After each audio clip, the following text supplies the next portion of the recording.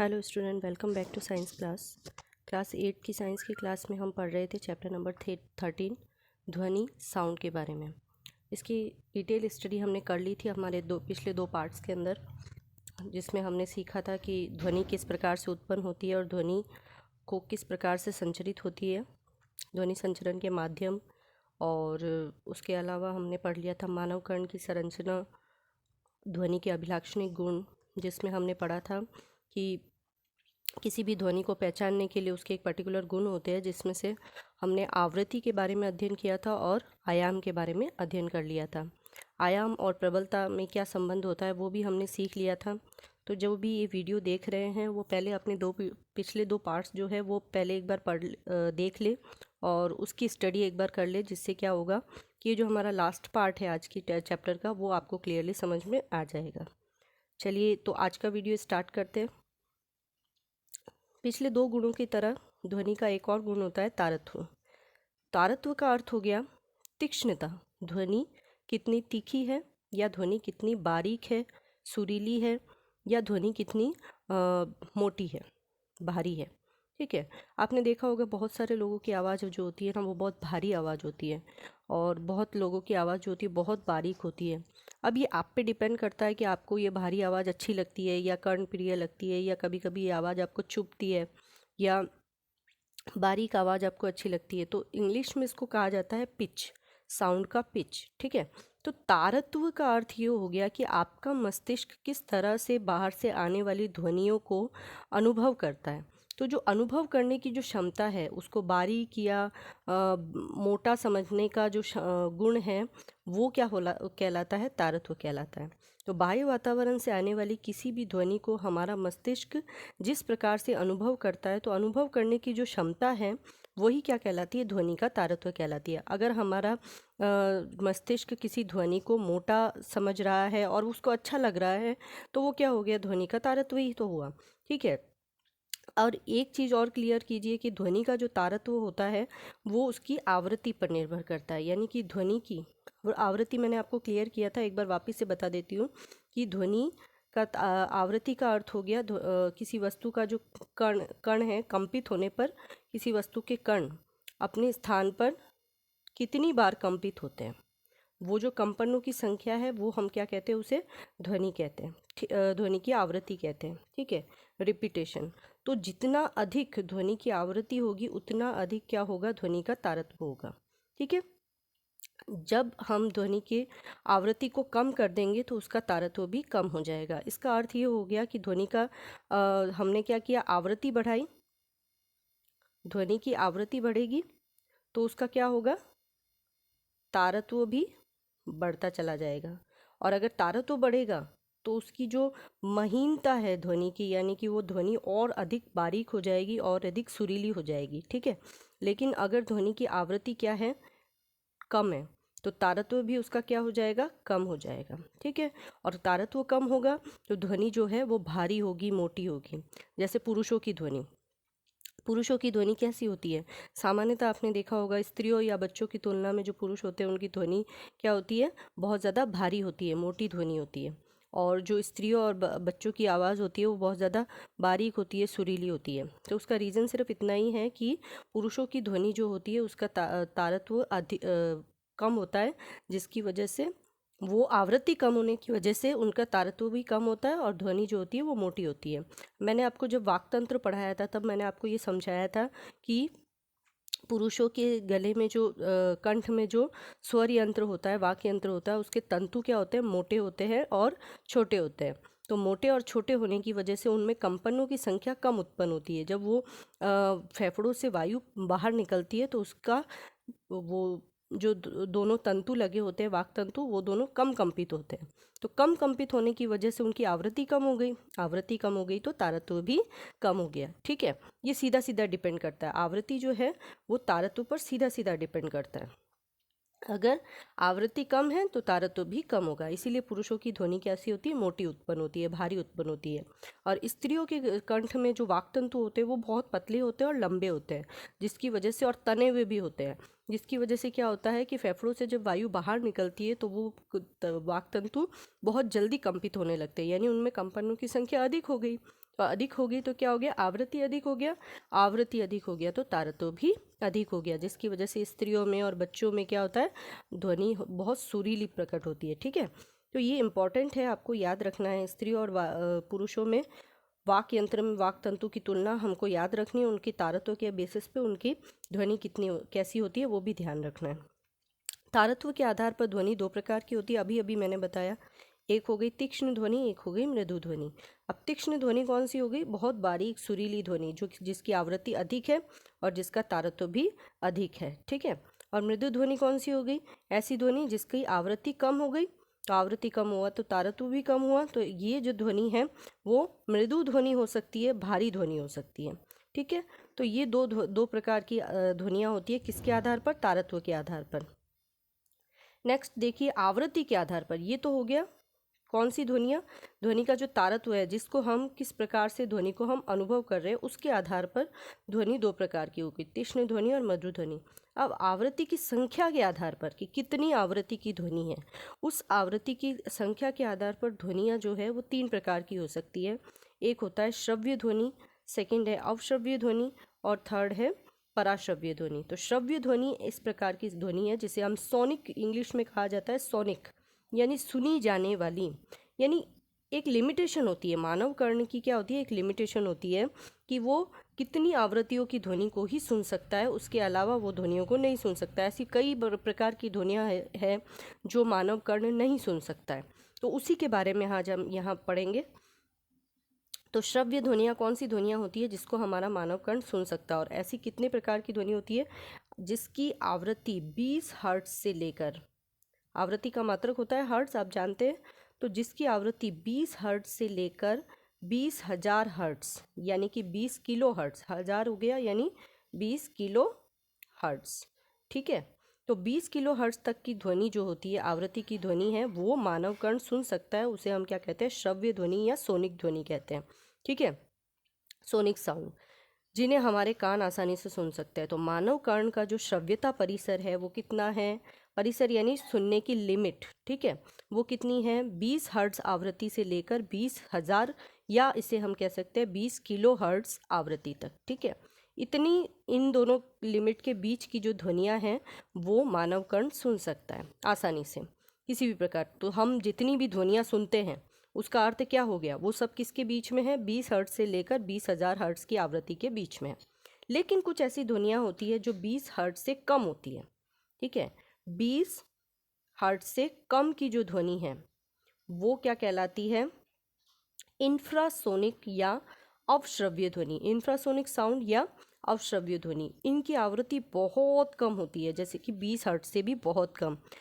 ठीक है, जो कीट आवाज़ करते हैं ना वो हम सुन सकते हैं क्या, कीट, हमने कभी कीटों की आवाज़ सुनी है, बिल्कुल नहीं, कभी ये कीड़े मकोड़े जो आवाज़ करते हैं वो हम कभी भी नहीं सुन सकते। क्यों नहीं सुन सकते, क्योंकि उनकी जो ध्वनि की श्रव्यता होती है, उनकी जो ध्वनि की आवृत्ति होती है वो 20 हर्ट्ज से बहुत कम होती है। तो इस प्रकार की ध्वनियों को हम क्या कहते हैं, अवश्रव्य ध्वनि कहते हैं। जैसे भूकंप की तरंगे जो है, भूकंप, जमीन के नीचे जो भूकंप की तरंगे उत्पन्न होती है, उन तरंगों की जो आवृत्ति होती है वो क्या होती है, 20 हर्ट्ज से बहुत कम होती है। इसीलिए कुछ जंतु उसको, पर्टिकुलर कुछ जंतु होते हैं जो उनको सुन सकते हैं, लेकिन मनुष्य के कारण उनको नहीं सुन सकते। आपने देखा होगा जिस स्थान पर भूकंप आता है उस स्थान पर सबसे पहले कुछ जानवर उस स्थान को छोड़कर चले जाते हैं। क्यों चले जाते हैं, क्योंकि उनको उन तरंगों का आभास हो जाता है, वो उन तरंगों को सुन पाते हैं। ठीक है, मनुष्य उसको नहीं सुन सकते, क्योंकि मनुष्य के कर्ण की आवृत्ति जो श्रव्यता परिसर है वो कितनी है, 20 हर्ट्ज से लेकर 20,000 हर्ट्ज तक। ठीक है, तो अवश्रव्य, अव का अर्थ हो गया कम, तो इससे याद रखेंगे आप कि जिनकी ध्वनि की आवृत्ति 20 हर्ट्ज से कम होती है वो अवश्रव्य ध्वनि कहलाती है। जैसे कि मच्छर की भिनभिनाहट, कुछ मच्छर एकदम बारीक तरीके से भिनभिनाते हैं जिनकी ध्वनियाँ बहुत कम होती है, वो अवश्रव्य ध्वनियों के उसके अंतर्गत आती है।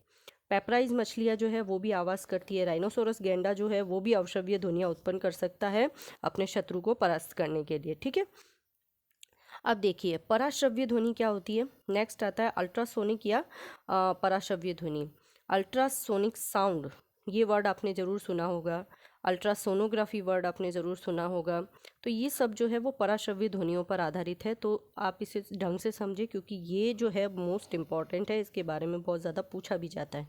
तो पराश्रव्य ध्वनि जो है वो क्या होती है, परा का अर्थ हो गया अधिक। अब अधिक क्या है, हमारी लिमिट कितनी है, 20,000 हर्ट्ज तक है, तो ऑब्वियसली इससे ज़्यादा जो होगी वो क्या होगी, पराश्रव्य ध्वनि। तो 20,000 हर्ट्ज, या इसको हम कह सकते हैं 20 किलो हर्ट्ज से अधिक आवृत्ति की ध्वनियाँ जो है वो पराश्रव्य ध्वनि या अल्ट्रासोनिक साउंड कहलाती है। ऐसी ध्वनियाँ कब कौन उत्पन्न कर सकता है, तो ऐसी ध्वनियाँ उत्पन्न कर सकता है चमगादड़। चमगादड़ रात्रि के अंदर क्या करता है, जब अपने शिकार को ढूंढने निकलता है तो पराश्रव्य ध्वनियाँ ही उत्पन्न करता है। तो क्लियर हो गई डेफिनेशंस आपको सारी, डिफरेंस क्लियर हो गया तीनों का, ठीक है। अब नेक्स्ट पढ़ते हैं हम पराश्रव्य ध्वनियों के उपयोग। पराश्रव्य ध्वनियों के उपयोग, जैसा कि मैंने आपको बताया, कौन उत्पन्न करता है, चमगादड़। चमगादड़ रात्रि में उड़ते समय क्या करता है, पराश्रव्य ध्वनियों को, तरंगों को उत्पन्न करता है। आपको क्या लगता है, चमगादड़ रात के समय देख पाता है? देख तो वो उस वक्त भी नहीं पाता है, वो क्या करता है, पराश्रव्य ध्वनियाँ उत्पन्न करता है, जिसकी वजह से क्या होता है, वो ध्वनियाँ सामने रास्ते में आने वाली क्या होती है, या तो शिकार या कोई बाधा अवरोध, उनसे टकराकर वापस पुनः जब चमगादड़ के पास पहुंचती है तो क्या होता है, चमगादड़ उसको एनालाइज करता है और उसके बाद उस चीज़ से वो या तो शिकार है तो शिकार को पकड़ लेता है, या बाधाएं हैं तो उन बाधाओं से दूर होकर रास्ते में अपनी गति करता है, ठीक है। तो ये सब चीज़ चमगादड़ जो है वो रात्रि में पराश्रव्य ध्वनियों के उपयोग के कारण ही आसानी से उड़ पाता है, ठीक है। तो ये चीज़ जो है आपको याद रखनी है, पराश्रव्य ध्वनियों के इम्पॉर्टेंट जो है उसकी ध्वनि के उपयोग इम्पॉर्टेंट है और वो बार बार पूछे जाते हैं। तो ये चमगादड़ का जो क्वेश्चन है वो हमेशा कारण बताइए कि क्वेश्चंस में आता है, तो इसे आपको याद रखना है। नेक्स्ट देखिए, पराश्रव्य ध्वनि के उपयोग में क्या आता है, चिकित्सा के क्षेत्र में शरीर के आंतरिक अंगों की जांच करने के लिए, जो आंतरिक कोमल अंग होते हैं उनकी जांच करने के लिए अल्ट्रासोनोग्राफी करवाई जाती है, आपको पता होगा। आमाशय में होने वाली कोई भी तकलीफ़ हो, या आंतों में कोई भी तकलीफ़ हो, स्टमक में आपके कोई भी तकलीफ़ हो, तो उन सब की जानकारी के लिए, या आपके शरीर के किडनी में अगर कोई प्रॉब्लम है तो इन सब की जानकारी के लिए क्या किया जाता है, अल्ट्रासोनोग्राफी कराई जाती है। ये अल्ट्रासोनोग्राफी में एक पूरा सिस्टम होता है जिसके अंदर क्या होता है, पराश्रव्य ध्वनियाँ शरीर ध्वनि तरंगे उत्पन्न करके शरीर के इन कोमल अंगों में पहुँचाई जाती है। जब ये कोमल अंगों से टकरा कर वापस आती है तो उनकी फोटोग्राफी की जाती है, ठीक है। तो इस तरह से अल्ट्रासोनोग्राफी वर्क करता है। तो पराश्रव्य ध्वनियों के द्वारा चिकित्सा क्षेत्र में भी उपयोग में लिया जाता है अल्ट्रासोनोग्राफी। अल्ट्रासोनोग्राफी या पराश्रव्य ध्वनियों का उपयोग जो है वो एक और जगह पर किया जाता है, वो है पनडुब्बी। पनडुब्बी आपने देखा होगा, सबमरीन जिसको कहा जाता है। समुद्री जहाज़ों में सोनार नामक एक युक्ति होती है। क्या होती है, सोनार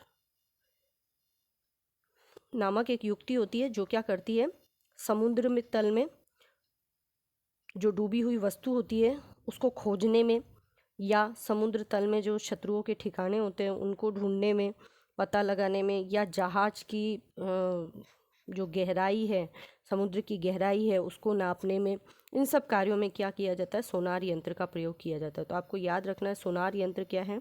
सोनार यंत्र अल्ट्रासोनोग्राफी, अल्ट्रासोनिक साउंड पर आधारित, पराश्रव्य ध्वनि पर आधारित एक प्रकार का उपकरण है जो कि जहाज़ों में या सबमरीन पनडुब्बी में प्रयुक्त किया जाता है, जिसकी सहायता से समुद्र की गहराई, वस्तु, समुद्र के नीचे डूबी हुई वस्तु की दूरी, या समुद्र के अंदर जो चाल है, जहाज़ की जो चाल है उसको ज्ञात करने में उपयोग किया जाता है, और शत्रुओं के ठिकानों का पता लगाने के लिए उपयोग में किया जाता है, ठीक है। तो यहाँ पर आपका क्लियर हो जाता है पराश्रव्य ध्वनियाँ। नेक्स्ट टॉपिक आता है आपका शोर या ध्वनि प्रदूषण। शोर किसे कहा जाता है, अपनी इतनी सारी ध्वनियाँ हम सुनते हैं आसपास, तो कोई ध्वनि आपको अच्छी लगती है, कोई ध्वनि आपको बिल्कुल भी अच्छी नहीं लगती है। तो ऐसा क्यों होता है, कौन सी ध्वनि आपको अच्छी लगेगी, कौन सी आपको अच्छी नहीं लगेगी। यहाँ अच्छी लगने का अर्थ ये नहीं हो गया कि अच्छी कर्णप्रिय है, तीक्ष्ण है, बारीक है, वो क्वालिटी नहीं। यहाँ पर उसका अर्थ हो गया कि किस प्रकार की ध्वनि को आपका मस्तिष्क सहन कर सकता है और किस प्रकार की ध्वनि को आपका मस्तिष्क सहन नहीं कर सकता, और वो डिपेंड करता है ध्वनि की प्रबलता के आधार पर, ठीक है। तो इस चीज़ को आपको याद रखना है। जब भी हम शोर की बात करते हैं तो ध्वनि की प्रबलता आपके दिमाग में पहले आनी चाहिए। ध्वनि की प्रबलता का अर्थ हो गया कि ध्वनि कितनी तेज़ है और ध्वनि कितनी मंद है, ठीक है। तो आपको मैंने पहले भी पढ़ाया था कि 80 डेसिबल तक की जो प्रबल ध्वनि है वो हमारा मस्तिष्क सहन कर सकता है, उसके बाद की ध्वनि को हमारा मस्तिष्क सहन नहीं कर सकता। तो 80 डेसिबल से नीचे की ध्वनियाँ जो है वो हमें थोड़ी सी सुस्वर लगती है, अच्छी लगती है, जो हमारे कानों को ठीक लगती है, लेकिन उससे ऊपर की जो ध्वनि है वो हमारे मस्तिष्क को पीड़ा पहुंचाती है, हमारे शरीर के लिए कष्टदायक होती है। इस प्रकार की ध्वनियाँ जो है वो सब शोर कहलाती हैं। तो ऐसी ध्वनि जो कानों को अप्रिय लगती है, शोर कहते हैं। शोर के कारण उत्पन्न प्रदूषण ध्वनि प्रदूषण कहलाता है। ठीक है। और ध्वनि प्रदूषण की क्या हानियां हैं? तो हानियां हैं, शरीर के लिए बहुत ज़्यादा नुकसानदायक होती है। अनिद्रा, अति तनाव, उच्च रक्तचाप, चिंता, स्वास्थ्य संबंधी बीमारियां, ये सब उत्पन्न होती है। लगातार प्रबल ध्वनि के प्रभाव में रहने वाले व्यक्ति की सुनने की क्षमता जो होती है वो स्थायी या अस्थायी रूप से क्या हो जाती है, पूरी तरह से बहरा हो जाता है व्यक्ति।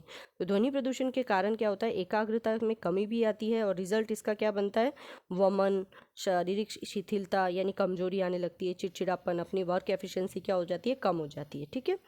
ध्वनि प्रदूषण के मुख्य कारण कौन से हैं, क्यों उत्पन्न होता है ध्वनि प्रदूषण? तो आप तो रीज़न तो जानते ही, यातायात के साधनों से, घरेलू साधन, बहुत सारे ऐसी चीज़ें हैं, मनोरंजन के साधनों से, औद्योगिक क्षेत्रों में, और जन समुदाय द्वारा। बहुत सारे लोग एक साथ इकट्ठे हो जाते हैं और बहुत ज़ोर ज़ोर से चिल्लाने लगते हैं, बातें करने लगते हैं, वो भी ध्वनि प्रदूषण के अंतर्गत है। ठीक है। शोर प्रदूषण को रोकने के उपाय क्या हैं? तो यातायात मार्ग पर जितना संभव हो उतना कम हम क्या करें, हॉर्न का इस्तेमाल करें। जहाँ पर ज़रूरत नहीं है वहाँ पर हॉर्न का इस्तेमाल बिल्कुल भी नहीं किया जाना चाहिए। ध्वनि नियंत्रक यानी कि साइलेंसर का उपयोग किया जाना चाहिए। ठीक है। गाड़ियों में साइलेंसर लगते हैं, और जहाँ पर भी ज़रूरत पड़ती है वहाँ साइलेंसर का उपयोग किया जाना चाहिए। जितने मशीनों द्वारा उत्पन्न होने वाले जो कल कारखानों में ध्वनि प्रदूषण होता है, उसकी वजह से क्या होता है, बहुत ज़्यादा ध्वनि प्रदूषण को रोकने के लिए कल कारखानों को हमें क्या करना पड़ेगा, शहरों के थोड़ा सा दूर, जो आवासीय क्षेत्र हैं उनसे दूर स्थापित किया जाना चाहिए। इसका एग्जाम्पल है बासनी एरिया। बासनी औद्योगिक क्षेत्र जो है वो मेन सिटी से दूर पड़ता है। ठीक है। और इसी के साथ साथ जो जहाँ पर ज़्यादा ध्वनि प्रदूषण वाले क्षेत्र है, यातायात के साधन ज़्यादा ध्वनि उत्पन्न करते, तो जो यातायात के लिए सड़कों के आसपास क्या करना चाहिए, बड़े बड़े वृक्ष लगाने चाहिए, क्योंकि वृक्ष क्या है, ध्वनि के अवशोषक है। जो ध्वनि उत्पन्न होती है उसको सोख लिया जाता है इनके द्वारा। तो इस प्रकार से ध्वनि को प्रदूषण को रोका जा सकता है। तो यहाँ पर आपका चैप्टर कंप्लीट हो जाता है। ठीक है।